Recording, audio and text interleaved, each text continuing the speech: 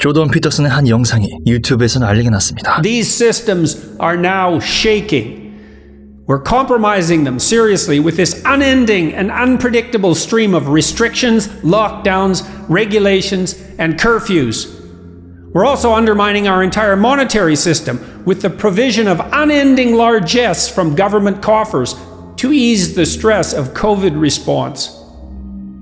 We're playing with fire. We've demolished 2 Christmas seasons in a row. Life is short. These are rare occasions. We're stopping kids from attending school. We're sowing mistrust in our institutions in a seriously dangerous manner. We're frightening people to make them comply. We're producing bureaucratic institutions that hypothetically hold public health in the highest regard, but subordinating all our properly political institutions to that end. Because we lack leadership and rely on ultimately unreliable opinion polls to govern broad-scale policy at the political level. I've never seen breakdown in institutional trust on this scale before in my lifetime. I was recently in Nashville, Tennessee. No lockdowns, no masks, no COVID regulations to speak of. People are going about their lives. Why can that be the case in Tennessee and in other U.S. states such as Florida when there are curfews in Quebec 2 years after the pandemic started with a vaccination rate of nearly 80%? When BC is still limiting social gatherings, the cure has become worse than the disease. How long are we going to flail about, hiding behind our masks, afraid to send our children, who are in no danger more serious than risk of the flu, to school, charging university students full tuition for 10th-rate online education, pitting family member against family member over vaccine policy, and, most seriously, compromising the great economic engine upon which our health also depends? Until we decide not to. There are no risk-free paths forward. There's only one risk or another. Pick your poison. That's the choice life offers. I am weary of living under the increasingly authoritarian dictates of a polity hyper-concerned with one risk and oblivious to all others. And things are shaking around us. Enough, Canadians. Enough, Canadian politicos. Enough masks.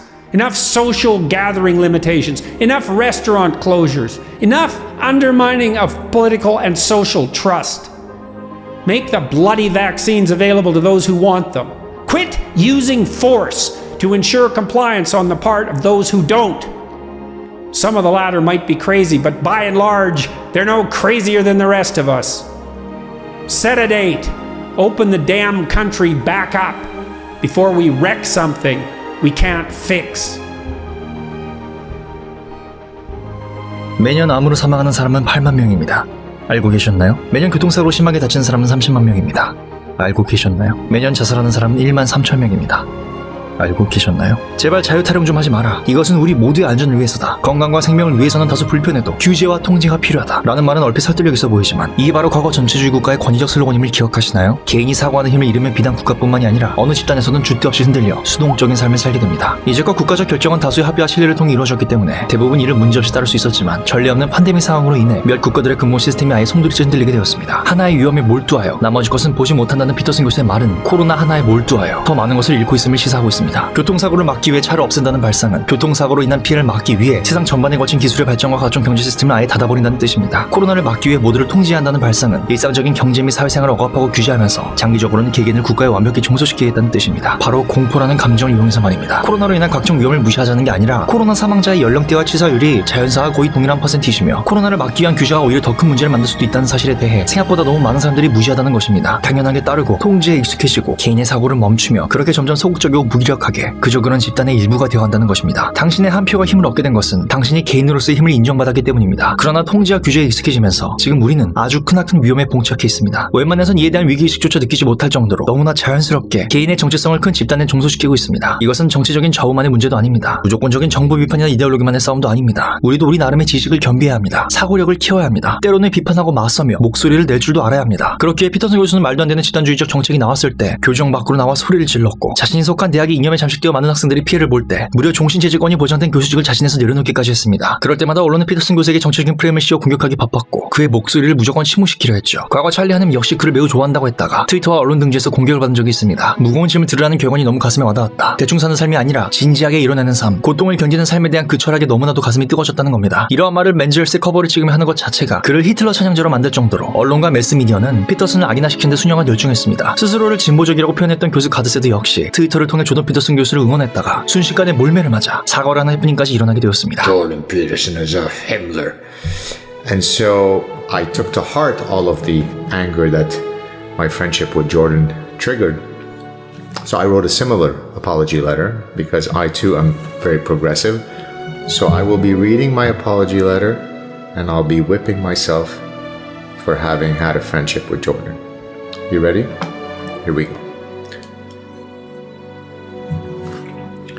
Earlier today, I wrote a tweet wishing Jordan Peterson well on his next professional journey in light of his having left his professorship at the University of Toronto.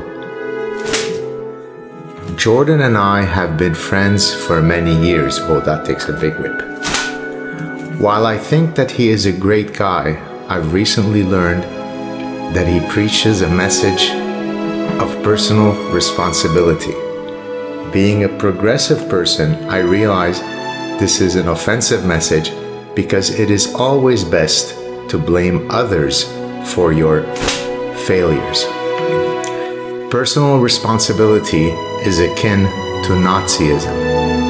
I apologize for having been a friend of Jordan's. I realize that our friendship is akin to a genocide and I accept full responsibility for having had warm feelings toward him.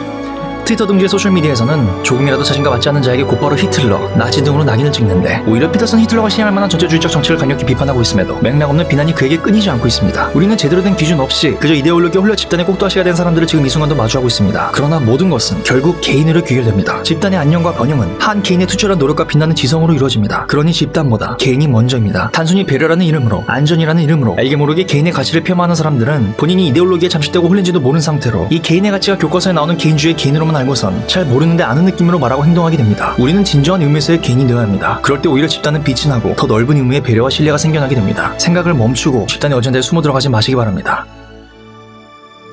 당신은 신의 형상대로 빚어진 그 누구보다 강력한 개인이기 때문이죠. 이를 알 때 보다 더 큰 책임감이 생기고 나 스스로를 지킬 용기가 끓어오르기 시작합니다. 유튜브 읽어주는 남자입니다.